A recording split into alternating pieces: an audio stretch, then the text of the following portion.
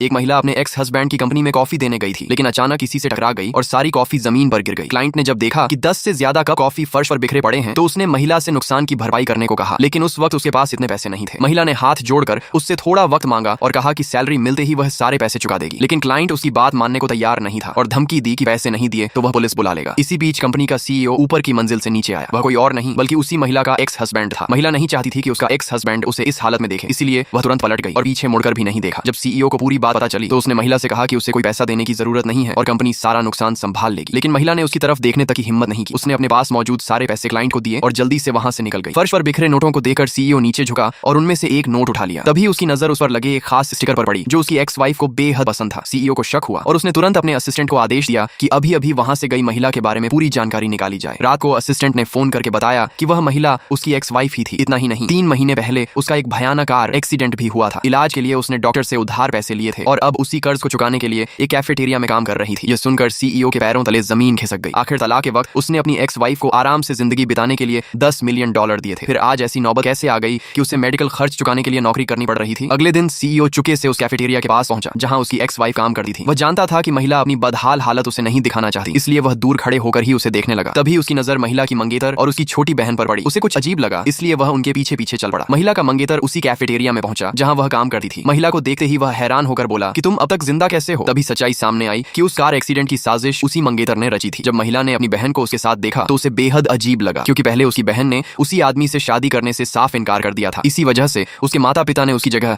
महिला पर उस आदमी से शादी करने का दबाव बनाया था। इसीलिए उसने उसे चेतावनी दी कि दोबारा ऐसा करने की कोशिश न करे। महिला की बात सुनकर गया और उसे मारने के लिए हाथ उठा दिया, लेकिन तभी सीईओ वहां पहुंच गया और उसका हाथ रोक दिया। उसने सीधे मंगेतर को एक जोरदार मुक्का मारा और महिला की तरफ देखा। मंगेतर बदला लेने के लिए आगे बढ़ा, लेकिन तभी उसे पता चला कि सामने खड़ा आदमी उसका बॉस है। यह जानकर वह तुरंत शांत हो गया। महिला की बहन को डर था कि कहीं सीईओ उसके मंगेतर को और नाराज न कर दे, इसलिए वह उसे वहां से खींचकर बाहर ले गई। उनके जाते ही सीईओ ने महिला से पूछा कि वह उससे हमेशा दूर क्यों भागती है। महिला चुपचाप उसकी तरफ देखती रही और कुछ नहीं बोली। उसकी खामोशी से परेशान होकर सीईओ ने आखिरकार उसका हाथ पकड़ा और उसे कैफेटेरिया से बाहर ले गया। फिर उसे अपनी कार में बैठाकर पूछा कि वह इतनी मुश्किल जिंदगी क्यों जी रही है और तलाक के समय दिए गए पैसे आखिर कहां गए। अब महिला के पास छिपाने के लिए कुछ नहीं था, इसलिए उसने उसे पूरी सच्चाई बता दी। सच्चाई जानकर सीईओ को पता चला कि मंगेतर को जब उसकी पिछली शादी के बारे में पता चला तो उसने उसे नीचा समझते हुए रिश्ता तोड़ दिया था। इसके बाद उसके पिता ने भी उसे बेकार समझकर उसके सारे पैसे अपने कब्जे में ले लिए थे। ये सब सुनकर सीईओ को बेहद पछतावा हुआ। बाद में वह उसे सीधे अपने घर ले गया और खुद नीचे बैठकर उसके पैरों में घर की चप्पल पहनाने लगा। ये देखकर महिला को लगा कि शायद उसके दिल में आज भी उसके लिए भावनाएं हैं, लेकिन तभी उसकी नजर टेबल पर रखी एक फोटो पर पड़ी जिसमें सीईओ किसी दूसरी महिला के साथ था। फोटो देखते ही महिला के मन में उठ रही सारी उम्मीदें तुरंत खत्म हो गईं।